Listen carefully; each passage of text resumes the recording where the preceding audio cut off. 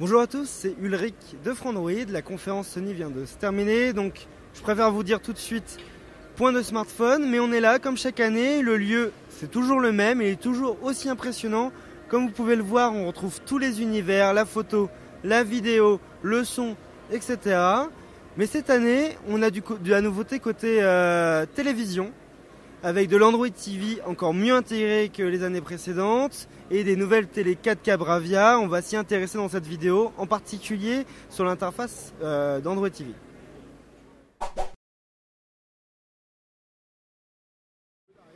Comme vous pouvez le voir, Sony reste et continue à développer son interface télé avec Android, avec Google. Donc là, on a l'interface pure d'Android TV, à quelques détails près que vous ne pouvez pas voir sur cette interface. Par exemple, ils ont introduit une barre de contenu, je vais la faire apparaître tout de suite. Donc c'est assez simple, sur la télécommande que je vous montrerai en détail, on a un bouton qui s'appelle Discover, donc découvrez.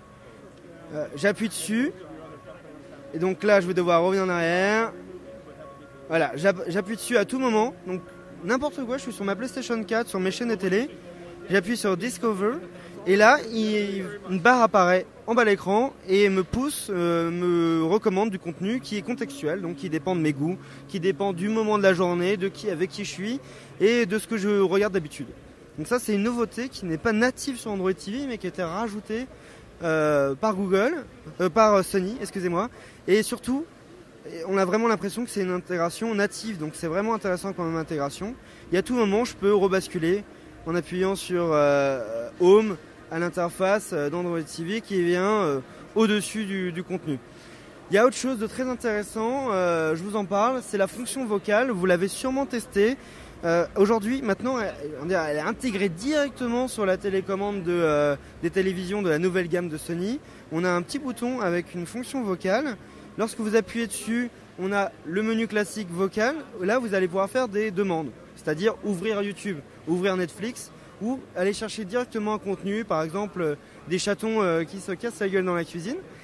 Bon, je suis peut-être un peu vulgaire, mais en tout cas, c'est le type de contenu que je regarde sur YouTube. Et voilà, vous allez pouvoir directement aller chercher. Ce qui est intéressant, c'est que justement Sony a été plus loin dans l'intégration de cette fonction vocale. Vous pouvez, dans n'importe quelle interface de la télé, c'est-à-dire que même sur votre PlayStation 4, lorsque vous êtes en train de jouer à Battlefront, et vous allez pouvoir à tout moment aller chercher un contenu. Par exemple, j'ai envie de voir les effets spéciaux du mode réaliste de Battlefront sur PC pour voir si j'ai bien fait de l'acheter sur PlayStation 4. Et vous allez pouvoir faire la recherche directement sur Android TV sans devoir switcher de source. Ça, c'est vraiment intéressant comme fonction. Et peut-être qu'on pourra aller plus loin, c'est-à-dire que à terme, et c'est peut-être le cas, on pourra par exemple regarder TF1 ou France 2 en antenne classique sur la TNT et aller chercher de l'information contextuelle sur le programme que je suis en train de regarder et c'est rechercher directement sur les applications ou Android TV que j'ai installé. Alors ça, c'est vraiment, je trouve, plutôt intéressant de voir Sony intégrer ce type de fonction plutôt évoluer sur Android TV avec des intégrations natives. Et surtout, autre chose qui m'a bluffé, l'interface a l'air d'être fluide. Et ça, c'est assez nouveau. On avait été déçus par la fluidité de l'interface. C'est ce qui m'a fait acheter une télé LG avec WebOS. Aujourd'hui, je regrette. Mais en tout cas, j'avais été déçu lorsqu'on avait testé les télés Sony d'avoir une interface un peu qui saccadait. Et là, a priori, ils ont fait un travail d'intégration avec Google et ils ont sûrement fait évoluer le processeur intégré. Et là, je vous propose maintenant de nous intéresser plutôt à la technologie d'image rapidement et au design qui a évolué. Comme vous pouvez le voir, c'est un petit peu inutile de vous dire que le contenu 4K natif, en tout cas les vidéos de démonstration affichées par Sony sont toujours très impressionnantes. On avait l'année dernière un petit peu de manque de dynamisme sur les images et de contraste. J'ai l'impression que cette année, ça s'est un peu amélioré, comme les dalles de 2014 qui étaient également meilleures que les dalles de 2015, c'est à mon avis. Difficile de juger la technologie d'écran, en tout cas la qualité d'image, lorsqu'on est dans un salon comme ça. Il faut dire que Sony, souvent, affiche des vidéos de test, de démonstration qui sont dans les conditions idéales. Donc, effectivement, là, on a des images qui sont sublimes, avec des contrastes qui sont plutôt élevés pour cette technologie de LED. On a également des couleurs, gestion des couleurs qui est très bonne. Ce qu'il faudra voir, c'est comment Sony arrive à gérer, par exemple, des flux classiques en 1080p, TNT, comment ils vont pouvoir gérer cet upscaling UHD. Mais en tout cas, ce qu'on peut noter, c'est une amélioration des contrastes. À vue d'œil, sur les vidéotests qu'on avait pu tester sur les télévisions de l'année dernière, ça a l'air assez flagrant. La colorimétrie a l'air également très juste. On avait pu observer l'année dernière un petit peu de clouding sur certaines... sur en tout cas le téléviseur, l'exemplaire qu'on avait testé. J'ai l'impression que cette année, on aura également, et c'est un peu le défaut de la technologie Edge, ce souci. Il a l'air d'être un peu moins prononcé, j'ai pu l'observer sur quelques images de démo. Et là, en tout cas, Sony fait surtout le focus sur la technologie HDR qui était déjà présente sur certains modèles de l'année dernière.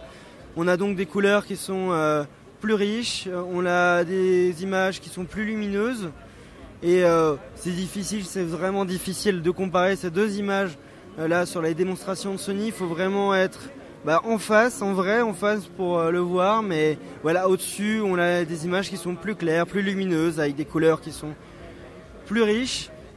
C'est assez bluffant, mais encore une fois, c'est les démonstrations de Sony qui sont dans des environnements précis, avec une maîtrise parfaite de tous les paramètres.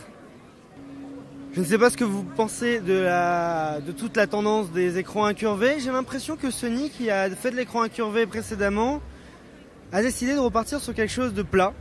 Là, typiquement, c'est le design introduit cette année.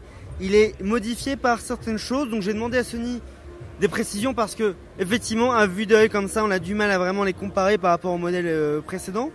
Mais globalement, toute la partie là a été amincie. Ils ont essayé de faire passer les câbles sur le dessous pour réaliser une meilleure intégration par rapport à son environnement dans un salon. On pourra voir à gauche, mais lorsqu'on attache la télévision au mur, Sony a essayé de rapprocher au maximum la télé du mur, ce qui serait pas possible avec un écran incurvé, ou en tout cas ça serait beaucoup moins intéressant d'avoir cette intégration la plus proche possible. Et ce qu'on peut voir aussi, c'est un petit côté finition, c'est toujours le cas un peu sur les produits Sony qui restent très sobres et simples. La finition sur les angles, donc une télé qui est toujours assez fine, mais là on a une petite finition chromée, voilà, le long doré.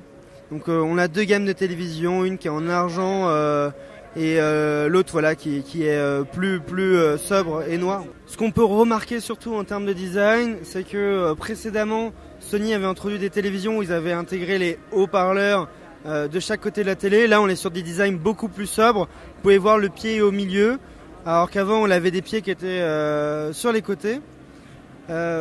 Voilà, tous les téléviseurs qui ont été présentés, ils sont plats. Moi j'ai pas vu de téléviseurs incurvés. On a l'intégration au mur dont je vous parlais juste avant.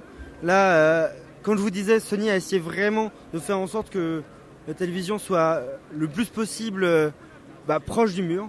Voilà, tout simplement. Et donc là, la démonstration est assez bluffante. Les câbles, on passe ensuite sous le téléviseur. On a toute la connectique qui n'est pas déportée comme on avait, comme c'est le cas sur certaines télévisions Samsung. C'est-à-dire que là, vous avez quand même vos câbles à brancher directement au téléviseur. Il faudra voir comment intégrer ça joliment, mais c'est toujours quand on a dépensé 2000, même 3000 euros dans une télévision, on essaie d'avoir l'esthétisme le meilleur possible dans son salon. Et là, on a quand même un téléviseur qui est très sobre avec des bordures assez fines et des petits détails qui font que peut-être que votre femme ou votre homme pourra être convaincu d'acheter une télé 4K si vous avez du mal à le convaincre. Peut-être que le design peut jouer un petit peu. Je ne sais pas ce que vous avez pensé de ces nouvelles télés. Elles vont de 55 pouces à 85 pouces. On a 4 gammes différentes avec 2 gammes qui sont en aluminium avec un design plutôt classe. On en avait testé l'année dernière. On avait été un peu déçu par les ralentissements dans l'interface Android TV. Là, on les a un peu moins. On a une meilleure intégration d'Android TV.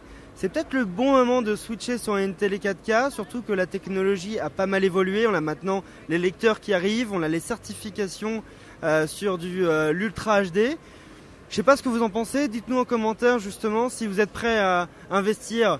Ça va aller à peu près de 1000 à 3000, 4000 euros dans une télé Sony ou dans une télé 4K en général. Mais c'est plutôt intéressant de voir l'intégration qu'ils ont fait d'Android TV, tout cas, c'est mon avis.